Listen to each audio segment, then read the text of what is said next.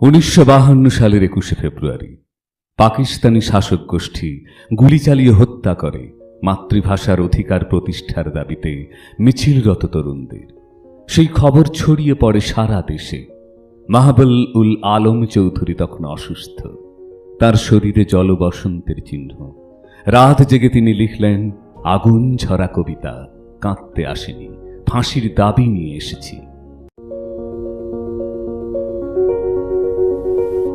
ওরা 40 জন কিংবা আরো বেশি, যারা প্রাণ দিয়েছে ওখানে রমনার রৌদ্রদগ্ধ কৃষ্ণচূড়া গাছের তলায় ভাষার জন্য, মাতৃভাষার জন্য, বাংলার জন্য।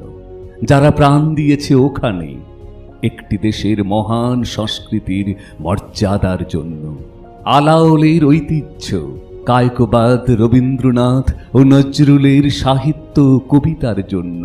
যারা প্রাণ দিয়েছে ওখানে পলাশপুরের মকবুল আহমদের পুঁথির জন্য, রমেশ শীলের গাথার জন্য, জসিমউদ্দিনের সজনবাদিয়ার ঘাটের জন্য।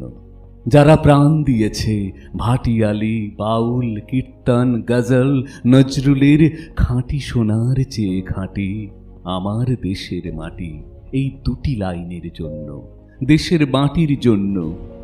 রমনার মাঠের সেই মাটিতে কৃষ্ণচূড়ার অসংখ্য ঝরা পাপড়ির মতো 40টি তাজা প্রাণ আর অঙ্কুরিত বীজের খোসার মধ্যে আমি দেখতে পাচ্ছি তাদের অসংখ্য বুকের রক্ত, রামেশ্বর আব্দুস সালামের কচি বুকের রক্ত, বিশ্ববিদ্যালয়ের সবচেয়ে সেরা কোনো ছেলের বুকের রক্ত।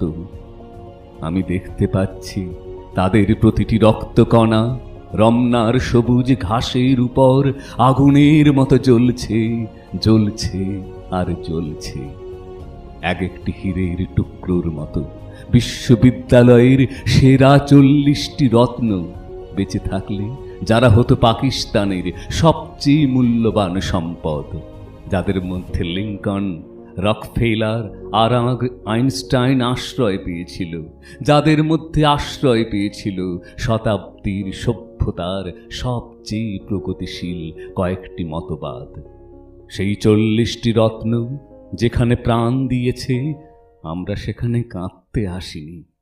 যারা গুলি ভর্তি রাইফেল নিয়ে এসেছিল ওখানে, যারা এসেছিল নির্দয়ভাবে হত্যা করার আদেশ নিয়ে, আমরা তাদের কাছে ভাষার জন্য আবেদন জানাতেও আসিনি আজ। আমরা এসেছি খুনি জালিমের ফাঁসির দাবি নিয়ে। আমরা জানি ওদের হত্যা করা হয়েছে, নির্দয়ভাবে ওদের গুলি